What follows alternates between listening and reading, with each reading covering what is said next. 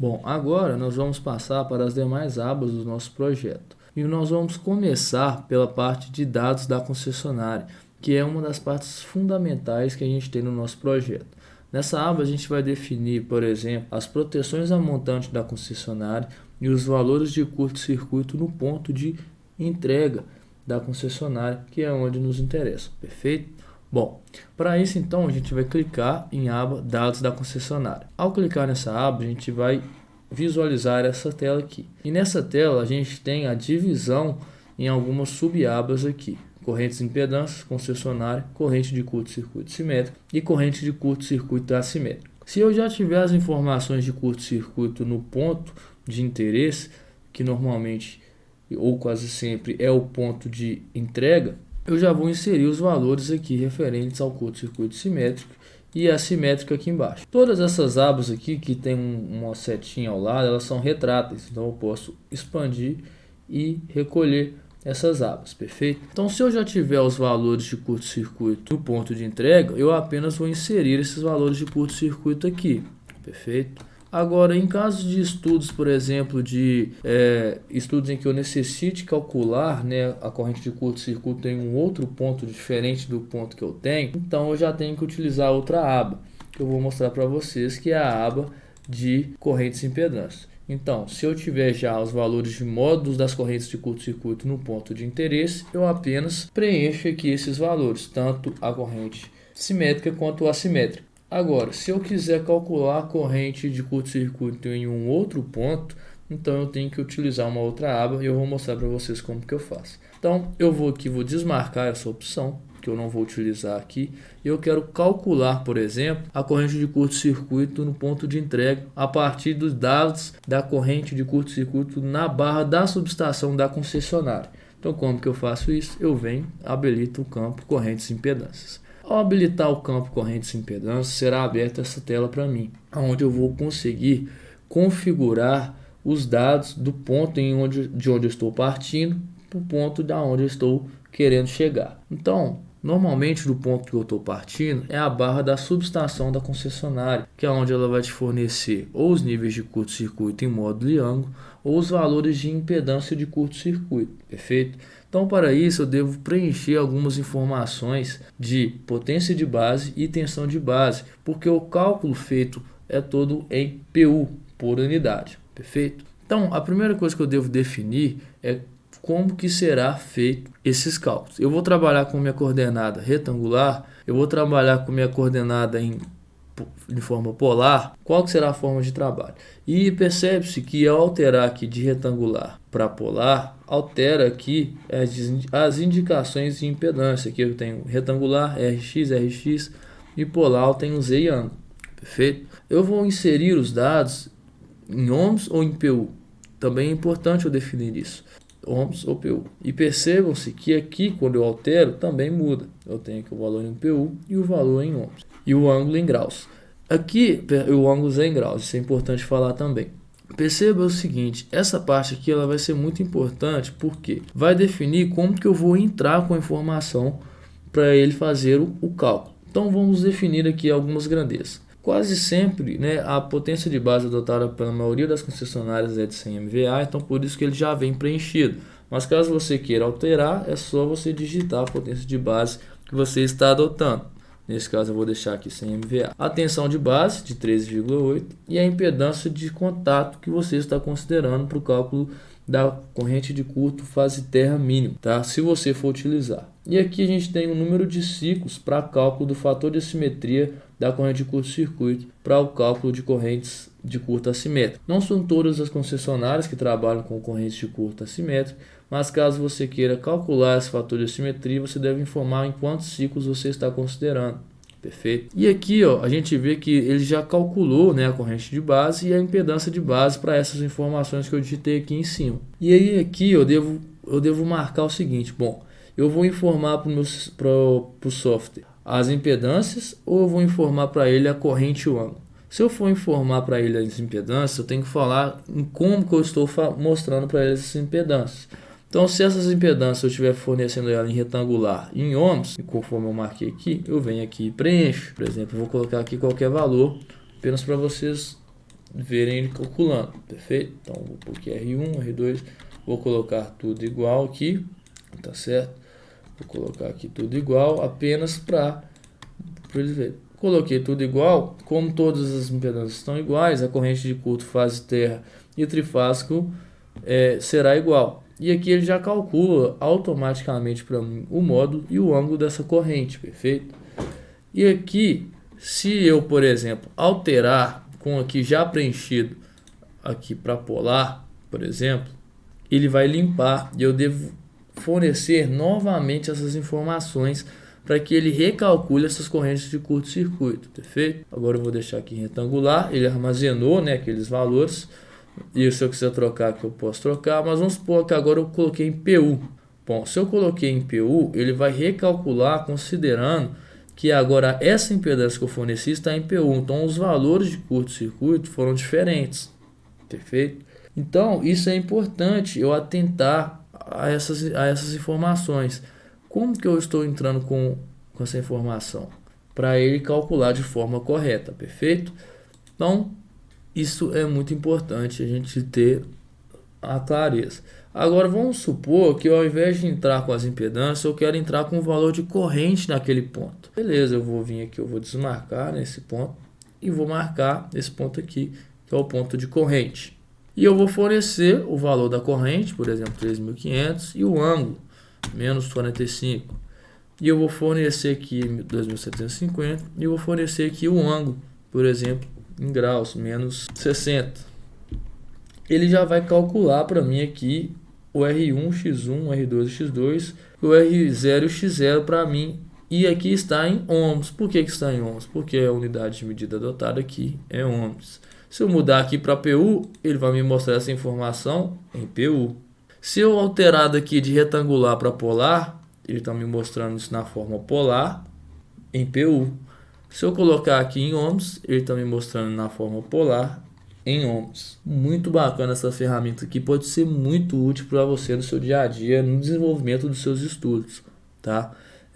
Essa parte aqui é uma das partes que eu mais gosto de toda a plataforma, porque te dá uma versatilidade muito grande de cálculo, uma rapidez e uma agilidade muito grande de cálculo, tá bom?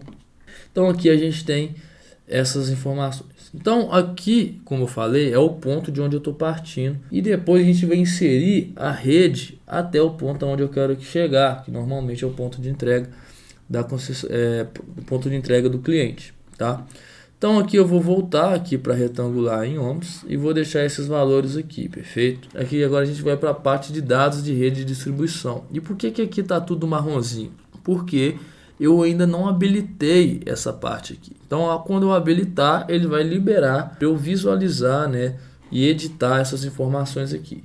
Aqui eu apenas expandir para verificar o que consta aqui de informação. Então eu vou habilitar e aqui ó, a gente vai inserir os dados da rede de distribuição, ou seja, dos trechos de rede de distribuição que tem da barra da subestação da concessionária até o ponto de entrega do cliente, perfeito? Então aqui a gente tem a tensão, que ele já busca do campo lá de cima, não preciso preencher, a frequência padrão 60 Hz. E aqui a gente tem a resistividade do solo, né, que como a gente sabe, para cálculos de reatâncias indutivas, capacitivas, de linhas de distribuição, a gente tem que considerar a resistividade do solo. O padrão de ser adotado, né, comumente nos softwares, é de 100 ohms vezes metro. Tá? Mas caso você queira utilizar um outro valor, você pode, que o software vai calcular seguindo o valor inserido, perfeito? Mas o padrão, caso você também não tenha nenhum valor específico, deixa 100 ohms vezes metro que vai funcionar perfeitamente. Bacana? Bom, aí aqui ó, nessa parte é importante a gente fazer essa definição do tipo de rede. Se tratando de rede de distribuição, a gente tem basicamente dois tipos de redes, né? As redes convencionais e as redes compactas. Então se eu clicar aqui, a gente tem essas duas opções. Eu vou clicar primeiro em rede convencional.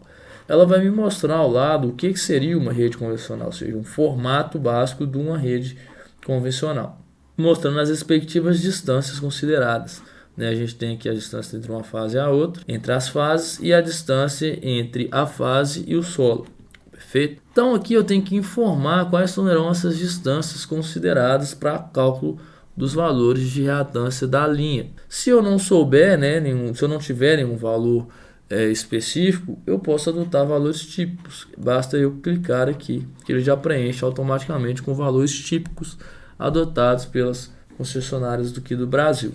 Perfeito? Bom, agora aqui é interessante porque eu devo sempre preencher os dois tipos de rede, mesmo que eu utilize apenas um ou outro. Sempre preencha os dois tipos. Então aqui eu vou para compacto. Ele me mostra como que é o desenho de uma rede compacta e ele define para mim quais são as distâncias que ele está me pedindo, A, B, C e H. Novamente, se eu não souber, não tiver nenhum valor, eu coloco valores típicos que ele preenche para mim automaticamente. Aqui, agora eu faço o que? Eu continuo o preenchimento das minhas informações. Agora, o que eu vou ter que fazer? Eu vou inserir todos os trechos de rede que eu tenho entre a barra da subestação da concessionária e a barra do ponto de entrega do cliente, tá? Inclusive, eu posso também considerar, se o ramal de entrada ele for tiver um comprimento considerável, eu posso considerar também um ramal de entrada no cálculo para eu ter o curto-circuito na barra, né, do cubículo de medição e proteção consequentemente, tá certo? Então vamos lá. Como que eu faço? Para eu inserir uma nova impedância de linha, eu clico aqui nesse botãozinho mais, tá? E ele vai aparecer aqui um trecho 1 com essas informações. Para eu editar, eu clico aqui no lápis e ele vai aparecer para mim liberar para edição. Então a primeira coisa que eu tenho que definir é o tipo de rede. Então aqui a gente tem a rede CAA, né, a CSR, que é uma das mais utilizadas aí, se tratando de rede de distribuição aqui no Brasil. Temos a AC, a AC, a AK, a rede compacta, que é o que falou de cima, e temos também um ramal de entrada, como eu falei. Então, se tratando de rede de distribuição, normalmente o que a gente vai adotar é a rede compacta ou então essa ACSR, tá? Então, eu seleciono o tipo. Aqui a gente tem o AWG, ou milímetro quadrado, depende do tipo de cabo. Para esses tipos de cabo aqui, a gente tem ele aqui definido em AWG, tá? Então, eu vou ter aqui, por exemplo, o 336.4, que é muito comum de ser utilizado. E aqui eu coloco o comprimento em quilômetros, tá? Então, por exemplo, 2,3 esse trecho aqui de rede tem, e eu bato no xizinho. Eu tenho que bater nesse xizinho aqui, tá, gente? Se não bater nesse xizinho, ele não calcula. Coloquei no xizinho, ele já calculou os valores para mim. Lembrando que esses valores todos estão em ohms, tá? Ohms, aqui no caso do XC, em megohms. Perfeito? Ah, eu quero adicionar um novo trecho, como que eu faço? Ah, então eu vou bater aqui em mais de novo. Vou considerar um novo trecho. Ah, agora eu tenho uma rede compacta. Então eu vou vir em rede compacta. Cabo de 150 mm quadrados, que é o mais comum de ser adotado. Ah, aqui eu tenho 800 metros. Ah, se é 800 metros, então é 0,8 km. Sempre inserir em quilômetros. Bato, ele vem e calcula para mim. Perfeito? E aqui, ó, ao abaixar aqui, vocês lembram que eu te mostrei o cálculo da corrente de curto-circuito. Então, aonde que vai a resposta? A resposta vai estar aqui, ó, corrente de curto-circuito simétrico. Eu não posso bater aqui, senão ele vai perder todas as informações que eu calculei anteriormente. Eu tenho que bater em cima aqui, ó, que ele já vai me dar a informação. E olha que interessante. Aqui eu tenho o seguinte. Eu tenho barra concessionária, que seria na saída da subestação da concessionária, os valores dos curto-circuito. E eu tenho aqui, logo aqui, o curto-circuito no ponto de entrega, que é considerando a rede da concessionária. E aqui eu tenho os valores desse curto-circuito. Vamos supor que, além de ter colocado a rede da concessionária, eu considerei o ramal de entrada no cálculo do curto-circuito. Então, eu vou vir aqui, vou colocar ramal de entrada. Esse meu ramal de entrada, por exemplo, é um cabo de 50 mm quadrado. Então, ele tem, vamos supor, 100 metros. Então, se ele tem 100 metros, é 0,1 km. Então, eu vou bater aqui. Ele já vai calcular. E aí, se eu voltar agora lá, olha que interessante. Aqui eu tenho barra concessionária, que é na saída da subestação da concessionária. Aqui eu tenho no ponto de entrega, que seria no ponto onde eu derivo a rede da concessionária para chegar até o meu cliente. E aqui eu tenho barra subestação, que é considerando todo o trecho de ramal de entrada, né? Aqui eu considero apenas o ponto de conexão, né, do cliente com a concessionária. E aqui eu tenho realmente lá dentro já do meu cliente, porque eu já estou na subestação do cliente aqui. Então eu tenho o valor do curto-circuito aqui. Muito interessante. E ele já calcula sempre de forma default já a corrente assimétrica com base no número de ciclos que eu defini lá em cima. Muito bacana essa parte aqui. e acho que é uma das partes que vai mais ajudar vocês a desenvolverem os estudos de vocês daqui para frente, tá? Então, essa parte é muito bacana. Então, eu não posso, lembrando novamente, ativar esse botão aqui. Eu devo deixar que ele está puxando tudo lá de cima.